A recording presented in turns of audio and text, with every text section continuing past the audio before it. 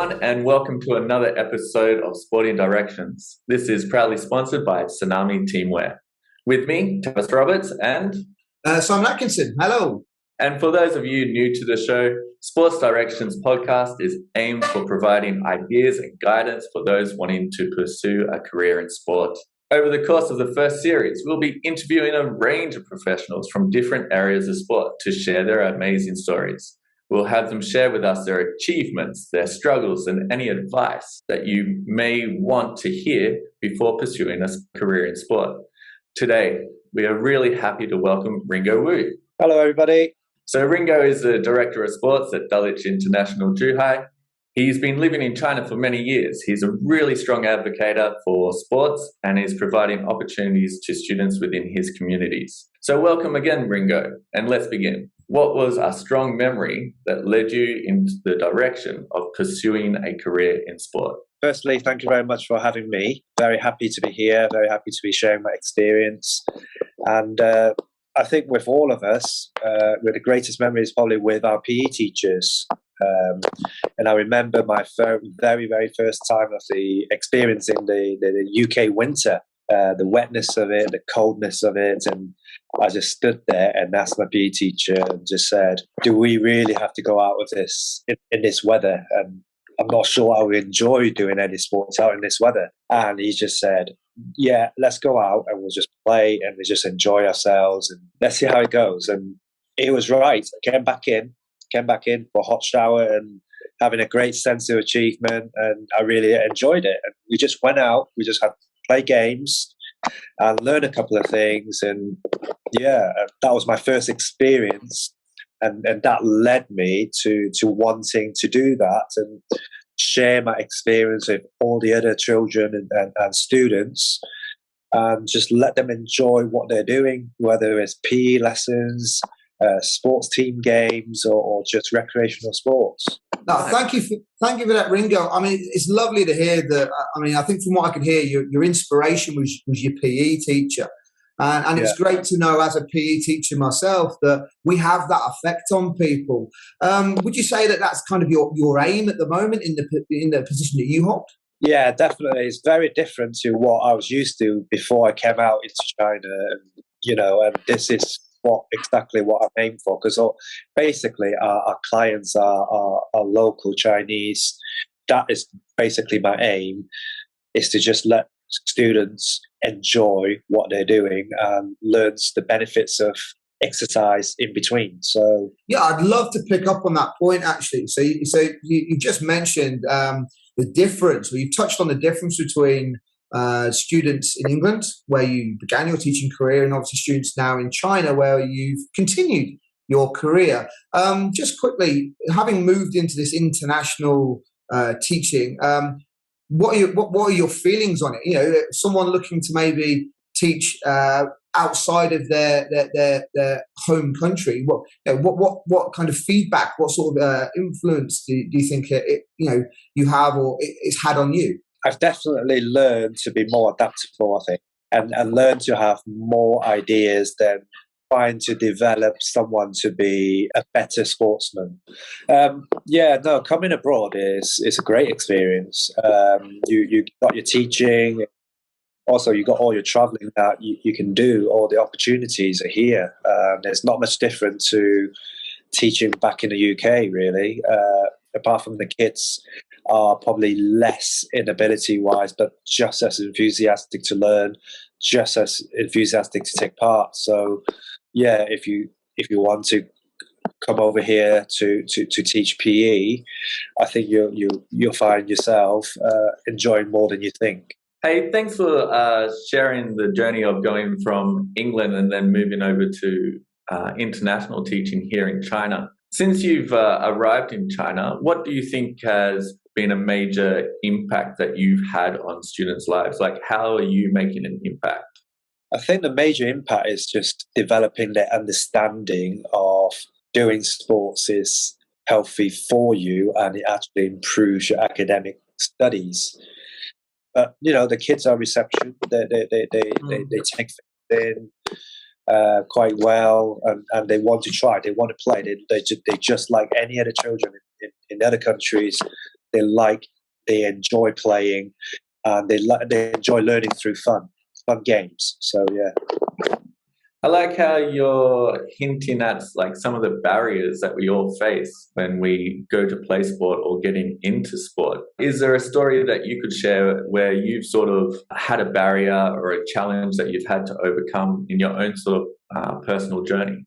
Yeah, I wouldn't mention the school, but when I first saw some of those students that I was going to teach, I was quite shocked. Some of them weren't even understood how to run when they are 15, 16. So it was difficult to just get them to be able to run without being clumsy, if you know what I mean. And I thought getting the sports team out of these bunch of students is going to be hard work, but it wasn't. Although they didn't understand the fundamental movement skills, but they still had a lot of talent. It's just they lack a little bit of fundamental understanding of how to do things.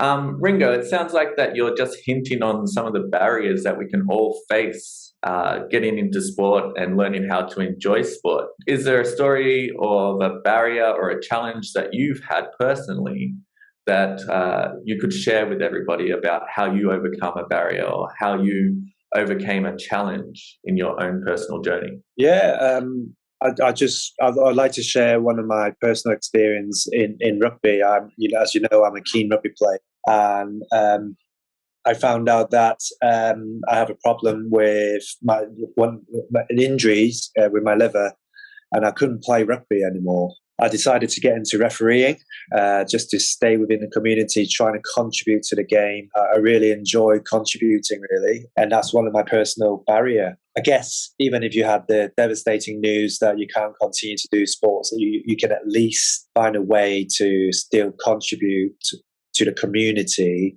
and help with the sports. And yeah. That's really intriguing, actually. I love the idea of kind of staying within the community, in this case, the rugby community, almost kind of giving back, as you would say. What I'm curious to know is that barrier, that the way you found to overcome that injury, that infliction, and contributing through refereeing and coaching. Is any of that relatable, do you think, to your pursuit towards your career choice? Yeah, definitely. As you know, it's difficult to get into PE and teaching. It's very competitive. You have to be good at sports in order to get into that kind of career. If you're not good at it, you don't seem to be a good teacher. But I think the enthusiasm and the support, your other teachers and your influence, that will help you a lot in order to overcome those barriers. And just because you're failing at one subject doesn't mean that's the end. There'll be other doors that open because you're failing at that subject. And yeah, it's same in sports. Just because you're failing in this area of sports doesn't mean that's it. You're finished. There are other doors that will open for you, and you just got to keep trying, I guess.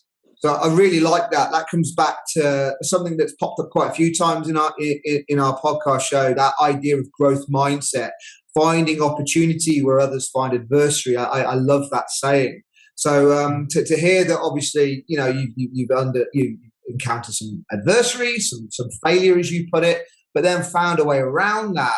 That to me is a real good idea of growth mindset, that real idea of pushing forward when others are trying to push you back. Would you agree, Ringo? Yeah, definitely. I think we, as PE teachers, I think that's a good characteristics that we need to develop within the students and within others. Fear of failure is a big thing that you need to get over, and just go out and try.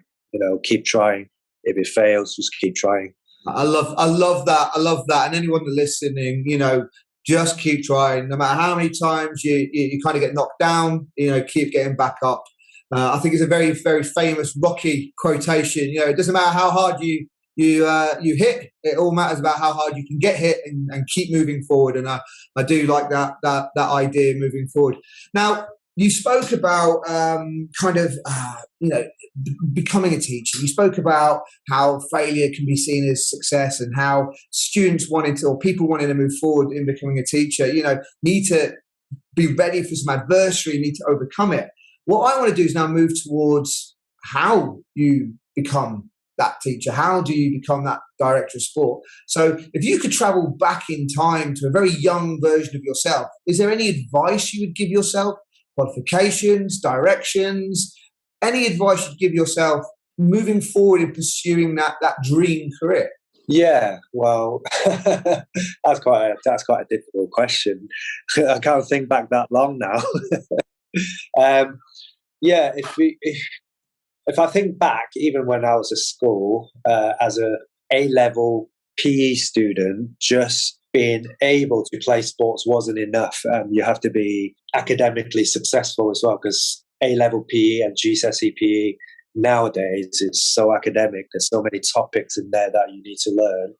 But it's all very interesting. I mean, if you like biology and if you like the physics behind it, the biomechanics behind it, I think anybody can get into that kind of sports. It's not just about participation anymore. The advice I would give myself is probably just enjoy what you're doing. Forget about the grades and what you're going to achieve.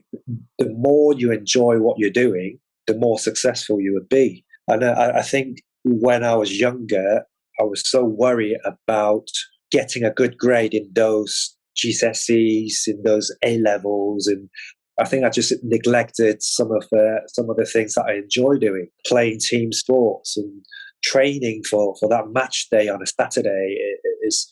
I think if I had to give myself some advice, is just relax. The grades will come. As long as you're enjoying what you're doing, the grades will come. Don't be too harsh on yourself, and just be confident in your own abilities. I think that's the advice that I would give myself, really. That's some really great feedback to hear. And if I was a young kid and my PE teacher had said that to me, I can totally understand how you got into PE teaching and being an athletic director like you are. It would be really inspiring to say, to the kids, focus on what you love, pursue the passion. And I think throughout this interview, you've sort of given that, where you've said, I was inspired by my PE teacher, I've pursued my passion even throughout injury, and you're still moving forward. Maybe before we finish off, maybe there's some other things that you'd like to share with us about what do you think you could do in the future to continue on with this growth mindset that you sort of indicated throughout this interview? Like, what do you wish to become, or where do you wish to end up in the next 5 years or so? As I said before, it's probably if I really want to get into developing the PE curriculum in terms of sports competition in a local level, in a grassroots level. I would love to get into the local schools and help develop some of the PE teachers and teach, even just to teach some of those PE lessons. I think for me, the sense of achievement is more important. The intrinsic feel of that is more important than any of the external rewards. Winning trophies, of course, you're going to get that happiness of winning those trophies and, doing well in whatever you do extrinsically. That's important, but that's quite very short term. I think people will remember you more if you give them a positive experience, and that's an intrinsic motivation for me to continue to do that. And I would love to continue that in local schools, international schools, and just giving as much experience as I can, fun experiences to children. That's what we do as PE teachers, I guess. Well, it sounds like your journey is far from over. And I love that you said that winning the trophy is like the very tip of the iceberg. It's only 1% of what happens, of what you put into your sporting career. At this point in time, we'd love to finish off with some fast questions, some short, factual, quick answers. So just say the first things that sort of come into your mind. My question for you, what is one strange habit or skill that you have that has helped you on your journey to where you are now? I don't have any strange habits. And my stubbornness, my character, my stubbornness. if I want to do something, I just want to carry on doing it. Doesn't matter if someone's telling me, "Oh, you can't do that. You can't do that." I'm just so stubborn. I'll just get on with it, even if I failed at the first time. I'll just, okay, let's try this again. Let's try somewhere else. I'm just too stubborn.